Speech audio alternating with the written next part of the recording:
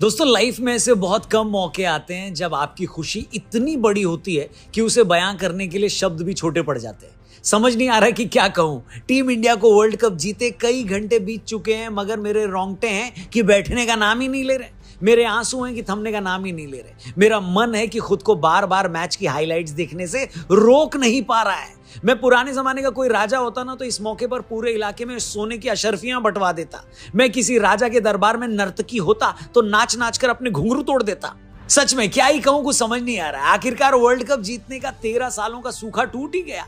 इस जीत के साथ ही 29 जून 2024 का दिन हर इंडियन की जिंदगी में हमेशा हमेशा के लिए स्पेशल हो गया है। भगवान करे जिंदगी में ऐसे मौके और आए। लेकिन इतना जरूर कह सकता हूं कि आप चाहे उम्र के किसी भी पड़ाव पर हो, 20 साल के हो, 30 साल के हो, 40 के हो, आज से 10-20 साल बाद भी 29 जून का दिन आपको याद जरूर आएगा। ये एक ऐसा लम्हा होगा जिसे याद करके आप इमोशनल जरूर होंगे। समझ में नहीं आ रहा कि शुरू कहां से करूं, तो सबसे पहले आखिरी से शुरू कर लेता हूं। आखिर में जब अफ्रीकी टीम को 4 ओवर में सिर्फ 26 रन जीतने के लिए चाहिए थे तो लगा था कि हम एक और फाइनल हार गए। लगा कि आज रात फिर रोकर ही बीतने वाली है। मगर जैसा कि कहते हैं ना, ऊपर वाला भी देखना चाहता है कि भाई आप में जीत की भूख कितनी है, क्या आप आखिर तक हार मानते हैं या नहीं मानते। और यहीं पर टीम इंडिया साउथ अफ्रीका पर भारी पड़ गई। हार्दिक पांड्या की ऑफ स्टंप से बाहर जाती स्लोअर बॉल को कट करने के चक्कर में क्लासन पंत को कैच देकर आउट हो गए। मगर अब भी मिलर क्रीज पर थे। येंसेन भी आखिर में अच्छे हिट मार लेते हैं। केशव महाराज भी आने बाकी थे और रन इतने कम थे कि लगा ही नहीं कि कोई कमाल हो पाएगा। मगर यही मौका था जब टीम इंडिया ने कसम खा ली कि इस मौके को हाथ से जाने नहीं देना है। अगले ओवर में बुमराह येंसेन का डंडा निकालकर उन्हें बाहर कर देते हैं। फिर अर्शदीप ने 19वें ओवर में सिर्फ 3 रन देकर कमाल कर दिया। मगर मिलर अब भी क्रीज पर खड़े थे। हार्दिक आखिरी ओवर करने आते हैं। वो ऑफ स्टंप के बाहर एक लोअर फुल टॉस देते हैं। मिलर पूरा जोर लगाकर बिल्कुल सीधा मारते हैं। बॉल हवा में जाती है, लगता है कि 6 लग जाएगा। तभी वो मोमेंट आता है जिसे क्रिकेट इतिहास के सबसे शानदार पलों में एक माना जाएगा। सूर्य कुमार यादव लड़खड़ाते हुए बाउंड्री लाइन से सिर्फ कुछ सेंटीमीटर की दूरी पर मिलर का कैच पकड़ लेते हैं। उनका बैलेंस बिगड़ता है, लगता है वो बाउंड्री लाइन के बाहर चले जाएंगे। वो बॉल को हवा में उछालकर अंदर फेंकते हैं और इससे पहले कि बॉल नीचे गिरती वो फिर से उसे लपक कर वो करिश्मा कर दिखाते हैं जिसकी किसी को उम्मीद नहीं थी। ऐसे तो भारत को इस वर्ल्ड कप को जीतने में बहुत सारे खिलाड़ियों का हाथ रहा है, बहुत सारे प्लेयर्स के परफॉर्मेंस का रोल रहा है। मगर मैं दावे के साथ कह सकता हूं कि सूर्य कुमार यादव ने अगर वो हैरत अंगेज कैच न पकड़ा होता तो भारत फाइनल हार भी सकता था। फर्ज कीजिए पहली गेंद पर मिलर छक्का लगा देते तो बाकी की 5 गेंदों में 10 रन बनाना उनके लिए कोई बड़ा खेल नहीं था। मगर सूर्या के उस एक कैच ने मैच लगभग वहीं सील कर दिया। जिस हार्दिक को पूरे आईपीएल में लोगों ने बू किया, जिस हार्दिक और रोहित की लड़ाई में क्रिकेट फैंस ने हार्दिक को खूब गालियां दी, जो हार्दिक अपनी प्राइवेट लाइफ से जुड़ी नेगेटिव खबरों को लेकर लगातार चर्चा में थे, उन्हीं हार्दिक ने आखिर के 2 ओवर में 3 विकेट लेकर भारत को एक हारा हुआ फाइनल जितवा दिया। इसलिए मैं समझ नहीं पा रहा हूं कि आखिर इस जीत का क्रेडिट किसे दूं। लोग पूरे टूर्नामेंट में रन न बनाने के लिए विराट को गाली दे रहे थे, बोल रहे थे कि फ्लॉप हो गया, बैटिंग नहीं आती, टीम से इसको निकालो, जायसवाल को खिलाओ। उसी विराट ने फाइनल में वो टाइम पर रन बनाए जब भारत ने 31 रन के आसपास 3 विकेट गंवा दिए थे। लग रहा था कि भारत की टीम कहीं 100-125 रन पर सिमट ना जाए। विराट ने पहले अक्षर के साथ पार्टनरशिप करके टीम को मुश्किल से निकाला, फिर एंड में 3 ओवर में पावर हिटिंग करके टीम इंडिया को 175 के पार पहुंचाया। अब जरा सोचिए, विराट के फैंस के लिए इससे बड़ी खुशी क्या होगी। दुनिया का सबसे बड़ा क्रिकेट स्टार जो पूरे टूर्नामेंट नहीं चलता है, जो शायद अपना आखिरी T20 वर्ल्ड कप खेल रहा था, जो शायद अपना आखिरी T20 मैच भी खेल रहा था, वो उस फाइनल में सबसे ज्यादा रन बनाता है और भारत को 17 साल बाद T20 क्रिकेट में चैंपियन बना देता है।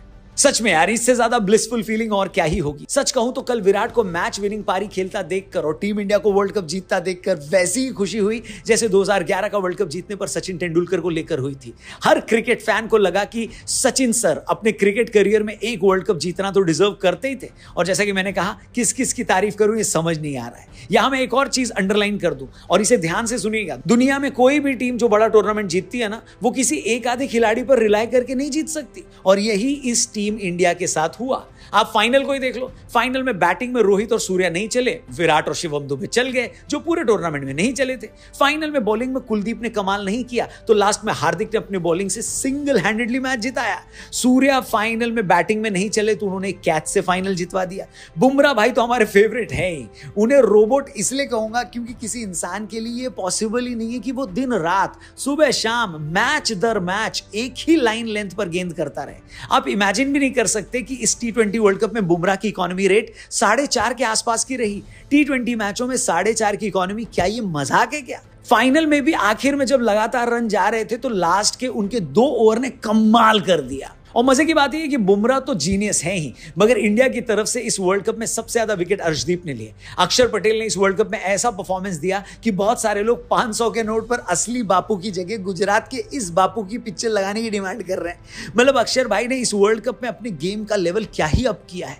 ऑस्ट्रेलिया के अगेंस्ट मैच में एक हाथ से बाउंड्री पर कैच लेकर उन्होंने पूरा मैच ही पलट दिया। सेमीफाइनल में इंग्लैंड के अगेंस्ट एक ही ओवर में 2 विकेट लेकर उन्होंने पावर प्ले में ही इंग्लैंड को मैच से बाहर कर दिया। और फाइनल में जब 3 प्लेयर आउट हो गए, team India down and out लग रही थी, उस वक्त ऊपर आकर काउंटर अटैकिंग इनिंग खेलकर उन्होंने पूरा मैच पलट डाला।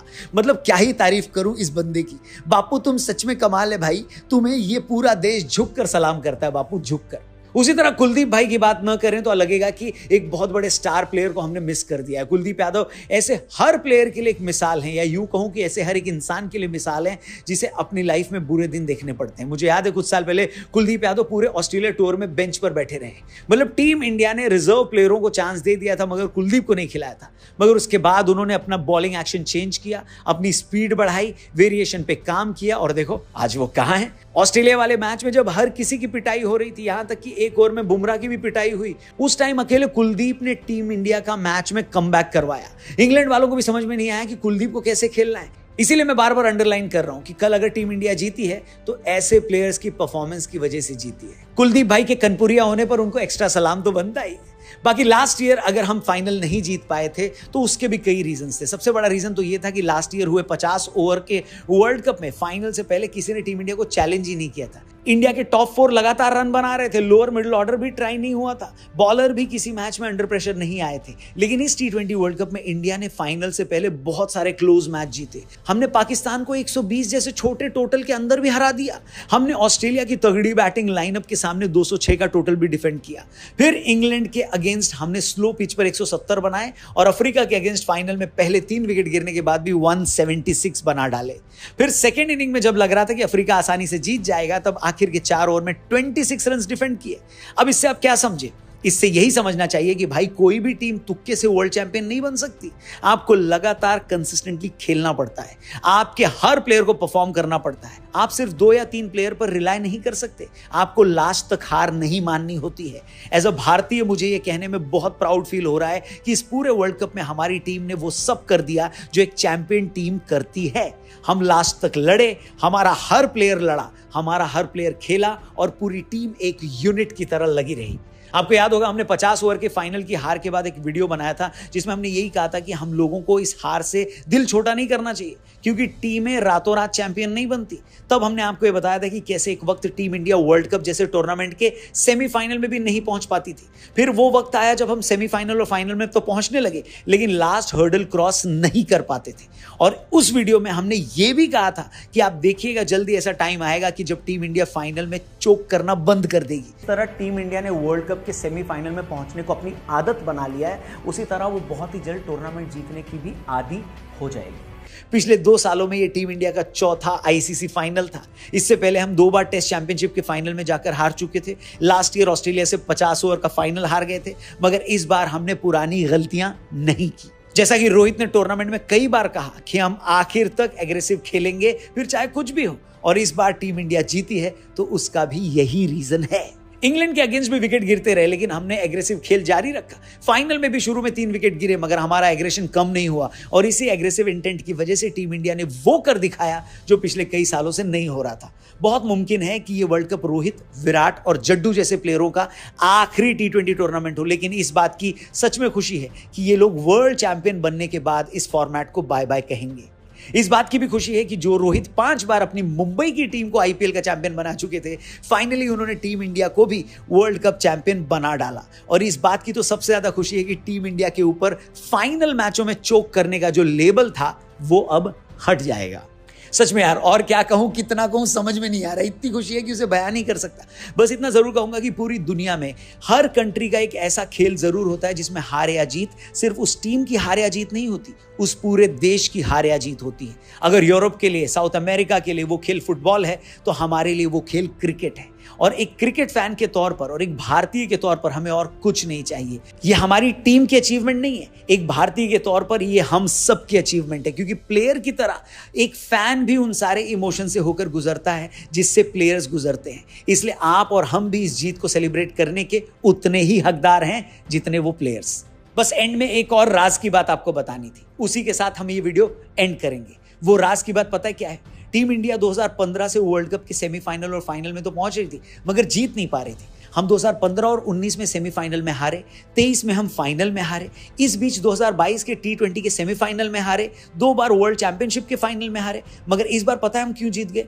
इस बीच पता है क्या हुआ? इस बीच हुआ ये कि अयोध्या में भगवान श्री राम विराजमान हो गए। हमने जनवरी में भगवान श्री राम के मंदिर की प्राण प्रतिष्ठा की और उसके बाद हुए पहले वर्ल्ड कप में हम जीत गए। अब आप चाहें तो मुझे कुछ भी कहें, मगर मुझे लगता है कि जब आप अपने ईश्वर को, अपने आराध्य को उसका स्थान दिलाएंगे तो वो भी आप पर कृपा बरसानी शुरू करेंगे और इस वर्ल्ड कप की जीत के साथ उसकी शुरुआत हो गई है। तो आखिर में एक बार जोर से बोलिए, जय श्री राम, जय जय श्री राम। भारत माता की जय, टीम इंडिया की जय। इसी के साथ आप सबको इस जीत की एक बार फिर से ढेरों बधाइयां, मुबारकबाद। किस प्लेयर को आप सबसे ज्यादा क्रेडिट देना चाहते हैं, कमेंट करके उसका नाम जरूर लिखिएगा। वीडियो पसंद आई हो तो इसे लाइक भी जरूर करिएगा और इसे अपने दोस्तों से शेयर जरूर करिएगा। चैनल सब्सक्राइब करके जाइएगा। जल्दी मिलते हैं एक और मस्त वीडियो के साथ यहीं पर। Thank you for watching. जय हिंद, जय भारत।